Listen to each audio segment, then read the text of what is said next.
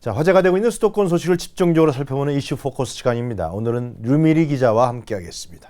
자, 류미리 기자 어서 오세요. 안녕하세요. 네. 자, 그 아르바이트죠. 네. 아르바이트에 대한 그 전체 평균 시급 서울 지역에 네. 이게 집계됐다면서요? 어떻게 네, 나왔습니까? 맞습니다. 네. 일단은 법정 최저임금이 6,030원이죠. 네. 이 전체 아르바이트 포털 사이트와 한국노동사회연구소가 1월부터 3월까지 등록된 채용 공고를 기준으로 조사를 해봤습니다. 일단 채용 공고 수를 통해서 자치구별로 구인 현황을 좀 살펴보면요. 강남구가 36,000여 건, 네. 전체 14.4%를 기록을 했고 이 수치는 2013년 처음 조사한 이래로 계속해서 3년 연속 1위인 셈입니다. 강남 지역이, 예. 네, 그렇습니다. 강남구가 그렇고요. 그 뒤를 이어서 서초구가 이제 2위를 차지했는데 2만 1,000여 건, 그리고 송파구가 16,000여 건. 네. 그러니까 어떻게 보면 강남 3구가 가장 많은 구인을 하고 있더라라는 게 이제 네. 집계가 됐습니다. 그럼 강북은 어떻습니까? 일단은 가장 적은 지역은 강북의 도봉구가 도봉구였습니다. 제일 네, 적어요. 그래서 강북구, 중랑구가 그 뒤를 이었는데요. 네. 이렇게 세 곳의 총 채용 공고수를 합쳐도 강남의 6분의 1밖에 안 됩니다. 그러니까 강북구 자체가 이제 뽑는 인원이 많지 않다라는 얘기가 되는데요. 알바가 많다는 것은 아르바이트 채용 공고가 많다는 것은 뭐라 그럴까요? 그 조그만 사업들이 많다 이렇게 봐야 되는 뭐 거죠? 그렇게 볼 수도 있고 일할 만한 여건이 될 수 있는지조차도 아직 좀 더 살펴봐야 할 것 같은데요. 네. 일단은 좀 업종별로 좀 세부적으로 그러시죠. 보겠습니다. 예. 그럼 좀 규명이 되겠네요. 네, 전체 100개가 넘는 업종 중에서 상위에 좀 40개 정도 차지하는 게 이제 음식점이 가장 많았고요. 네. 그 다음에는 편의점, 그다음 뭐 주점, 호프, 그다음 뭐 패스트푸드점, 커피 네. 전문점 이런 순서대로 이제 그 채용을 하고 있었습니다. 근데 일반적으로 우리가 알고 있는 그 시급이 좀 낮은 직군들이라고 봐야 되겠죠. 네. 그런 부분들이 좀 상위권을 차지하고 있어서 그렇게 일단 집계가 됐는데요. 어쨌든 인력을 많이 구하는 만큼 시급도 좀 많이 영향을 미치지 않았나라는 생각이 좀 듭니다. 일단 하여튼 그런 음식점이라든가 24시 편의점이 강북 지역보다는 강남 지역에 많이 집중되어 있다. 네. 우리 그런 거를 통계로 우리가 나타날 수 있겠네요. 네, 맞습니다. 자, 그럼 이제 중요한 것은 이 받는 돈일 텐데요. 네. 특히 아르바이트는 학생들이 많이 하고 있지 않습니까? 그쵸. 예, 시급이 얼마나 정도 됩니까? 일단 최저임금이 6,030원인데요.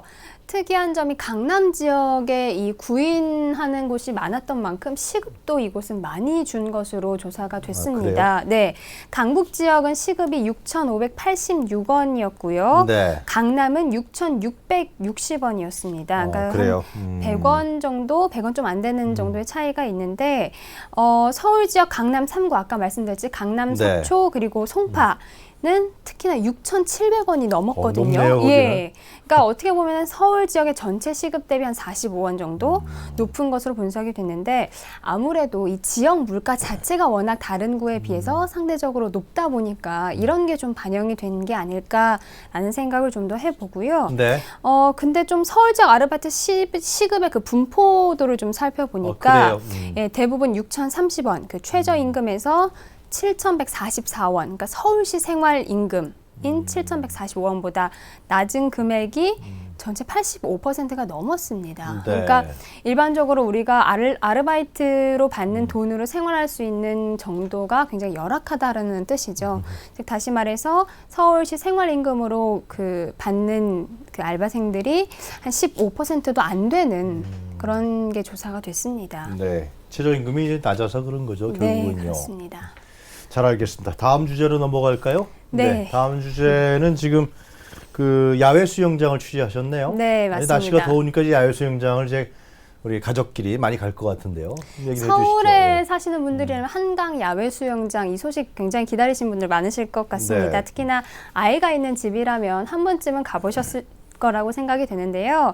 올해도 이제 역시나 개장이 됩니다. 오는 금요일 24일부터 이용하실 수가 네. 있는데요. 24일이요? 네, 24일 금요일부터 이번 주 금요일부터 8월 22일까지 한강 야외 수영장이 운영합니다. 네. 뚝섬, 여의도, 광나루, 또 망원, 잠실, 잠원 이렇게 총 6곳이 운영이 되는데요. 도심 한가운데 위치했기 때문에 아무래도 서울 시민들 많이 오고 또 아이들이 손쉽게 물놀이를 할 그렇죠. 수도 있고 무엇보다도 저렴하지 않습니까? 아, 저렴하죠. 그렇죠. 한 사람 성인이 5,000원 정도면 이용을 할 수 있으니까요. 아무래도 대형 워터파크에 비해서는 상당히 가깝고 저렴하기 때문에 아무래도 인기가 네. 많지 않을까 생각을 해봅니다. 강변도로나 올림픽대로를 타고 가다 오면 쭉 가다 오면은 네. 야외 수영장에서 그 놀고 있는 그렇죠. 어린 학생들을 볼 수가 있어요. 그 올림픽대로 타다가 보면은 차가 굉장히 막히는데 저쪽에서 물놀이 하시는 분들 보면은 대리 만족을 느끼곤 합니다. 네. 자, 근데 뭐 하여튼 매년 야외 수영장이 오픈을 해서 그렇죠. 많은 사람 시민들이 찾고 있는데 네. 혹시 뭐 올해는 좀 달라진 점이 있나요? 네, 일단 똑같나요? 시설 면에서 조금 더 시민들의 편의를 위해서 개선이 됐습니다. 네.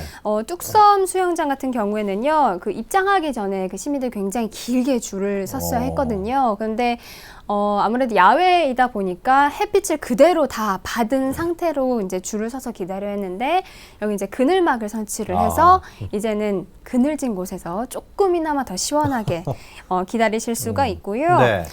또 잠실과 여의도는요, 대형 워터파크 못지않은 시설을 갖췄습니다. 그래요? 네, 그래서 시원한 물줄기가 쏟아지거나 그 물이 흐르는 그 소용돌이 터널 같은 네, 그런 시설도 이제 생겨가지고요. 신나겠네요, 우리 그렇죠. 학생들이. 아무래도 스트레스가 이제 제대로 좀 풀리지 않을까 싶은데요. 네. 또 유압 그 풀장에는 바이킹이 또 올해는 들어선다고 합니다. 그래서 물장구만 치던 그런 한강 수영장에서 네. 한층 더 업그레이드 되지 않았나. 네, 이렇게 서울시에서 신경을 생각합니다. 많이 썼네요. 네, 그렇습니다. 또 다른 이벤트나 행사 같은 것도 많이 준비되어 있다고 하던데. 그렇죠. 일단은 뭐 매일매일 그 특별한 이벤트가 펼쳐집니다. 경품도 지급을 해주고요. 여러 네. 가지 체험도 할 수 있게 이제 마련이 되어 있는데 아무래도 특히나 요즘엔 수상 안전 같은 거에도 시민들 관심이 많습니다. 얼마 전에 사고가 났었죠. 실내 수영장에서. 네, 그렇게 수영장에서 일어날 수 있는 사고에 대비해서 안전 교육이라든지 또 스킨스쿠버 교육도 같이 받을 수 있다고 해서 이 부분도 좀 주목해 볼 만한 사항인 것 같습니다. 근데 이제 아무래도 이제 수영장에 아이들을 보낼 때 부모들은 저 수영장이 깨끗하냐, 네. 약을 뭐 많이 탄 거 아니냐, 아, 그렇죠. 수질 관리 문제 가장 걱정할 것 같아요. 네, 뭐 아토피 있는 아이가 있는 가정이라면은 그런 문제도 좀 그렇죠. 예민할 예. 수도 있을 것 같은데요. 그 간혹 수영장을 이용해 보신 분들은 아시겠지만 물에 뭐 오염 물질 같은 게 떠다닌다거나 뭐 뿌옇다던가 이런 경우 좀 간혹 경험을 하셨을 겁니다. 네. 특히나 또 지난해 서울시 그 보건환경연구원에서 검사를 했을 때 4곳 정도의 수질이 좀 부적합한 것으로 그래요? 나타났었거든요. 그래서 뭐 염소 농도가 기준치에 미달했었습니다. 당시 그 말은 즉 소독약을 양껏 사용하지 않았다라는 거죠. 그러니까 소독이 제대로 되지 않은 물이라는 관리가 거죠. 제대로 안 된 거네요. 네, 맞습니다. 그래서 이번에는 좀 어떻게 운영하실 겁니까? 지난해 이런 사안이 있었는데 올해는 좀 달라지지 않았습니까? 라고 여쭤보니까 뭐라 그래요? 일부 수영장에서는 지난해 대장균까지 검출이 됐었거든요. 아이고, 그래서 네. 아이들이 좀 안전하게 이용할 수 있게끔 어떤 조치를 하셨습니까? 여쭤보니까 네.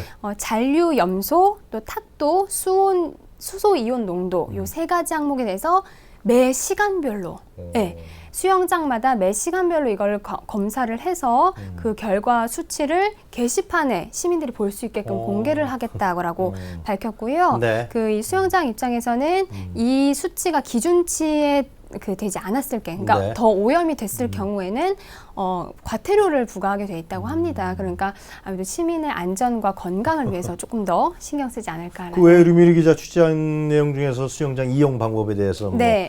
안내가 있으면 좀 얘기해 주시죠. 네, 알겠습니다. 일단 오늘 금요일부터 이용을 하실 수가 이번 주 있고, 금요일이죠. 네, 8월 네. 22일이니까 뭐 방학 내내 이용하실 수 있다라고 네. 생각하시면 되고요. 시간은 오전 9시부터 오후 7시까지 넉넉하죠. 네. 네, 어른은 아까 말씀드린 것처럼 5,000원, 그리고 그 아이들은 3,000원, 청소년은 4,000원이고요.